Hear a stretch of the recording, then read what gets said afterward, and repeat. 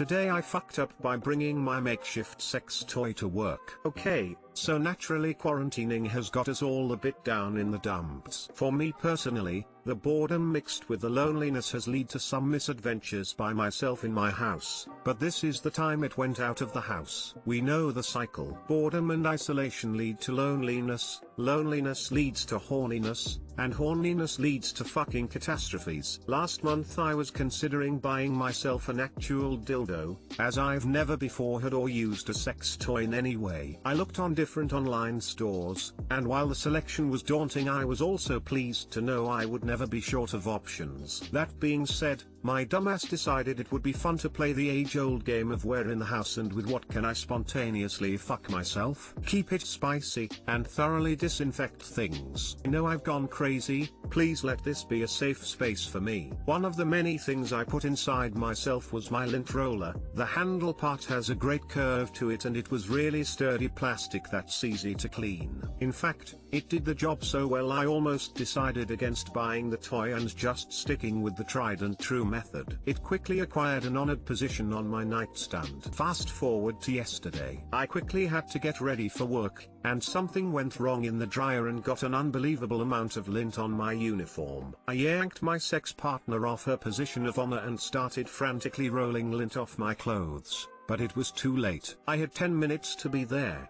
and I live 13 minutes away. Without thinking, I put the love of my life in my purse and ran out the door, and I barely made it on time. Clocked in, put my things in the break room, finished rolling the filth off my shirt, tucked my mistress deep into my coat pocket, it has deep pockets, and got to work. It was a busy day, and by the time I got home I crashed hard. I slept for 12 hours, and the idea of jacking off didn't even occur to me at that point. However, the next morning I went to retrieve my lady friend from her spot in my coat, and she was not there. I started panicking. I ran out to the car. Nope. Checked everywhere I might have placed her. Negative. By this time I was pretty sure I knew what had happened, but it wasn't confirmed until today. I went into work, clocked in, went to the break room, and lo and behold she was sitting out in the open on the break table like a prized whore. Right at that moment my co-worker walked in and asked if that was my lint roller. I said yes. How did it get on the table? She said that someone found it on the floor under the coat rack.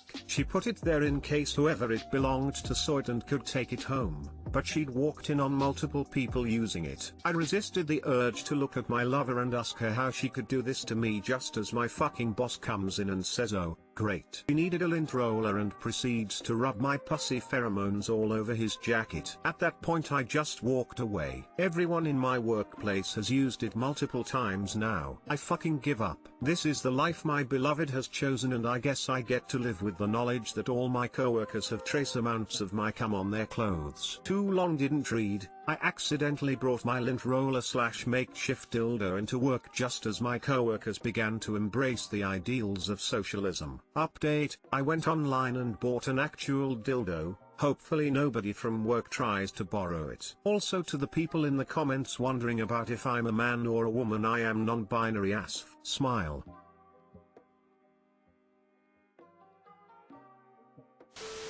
While your sweet private lover is now the office slut, you have gotten a head start on your secret plan for pheromone-based world domination. Lol, this is your sign to buy a dildo and bring it to work. I was actually thinking today how much gross shit we touch during the day that we don't realize. Was a little grossed out but thought, whatever. What I don't know can't hurt me. I really wish I could unread this. Have a child. You will lose fear of dirty things within 2 days of birth. Lint roller, Texas Ranger. I'm so sorry. You deserve better. Make sure you get a vibrator with a rotating head that can fit a lint roll. Just added that to the agenda. Today I fucked up by showing up to work half naked. You know that reoccurring dream everyone talks about where you're suddenly in school, or at work, naked, in front of everyone? Well, half of that happened today. So today I woke up and I looked at the time and I was running way behind, so I hastily grabbed some clothes and run to the shower. As soon as I'm out of the shower I realize I didn't grab a shirt, but I needed to go start the car ASAP as it was 12 degrees outside where I live. so I throw on my coat, go start the car, and come back inside to finish getting ready. Now this is where I really fucked up. Instead of immediately going to get a shirt, I continued getting all of my things gathered up and ready to go to work. Because I was running behind, I didn't think to take off my coat, which would have made it pretty obvious that I was missing something, and I ran around frantically finishing my morning until I had entirely forgotten that I was not wearing a shirt. Maybe 10 minutes later I figured the car is probably warm enough to go. I'm in my coat, lol, and I'm gonna be late if I don't leave immediately, so I go hop in the car and head on my way. Here's the thing, it took me an hour to get to work, because the roads had gotten pretty bad from all the snow, and it's already about 40 minutes away normally. At no point in this hour did I realize my error. So I make it into my office, get through security, sit down at my desk and unzip my coat, and I immediately realize from the rush of cool air hitting my bare chest that I fucked up. I snatched my coat closed, and my eyes darted around the room in all directions like a chameleon looking for a meal. It seems like nobody noticed my grave mistake, so I quickly zipped it back up, and left without saying anything to anyone. As a result, I didn't get back to work until 9:30, about 2.5 hours later. Too long didn't read. Today I fucked up by showing up to my office half naked and proceeded to strip in front of my co-workers, who luckily did not see. I have to ask, smiley face, are you a male or a female? Male.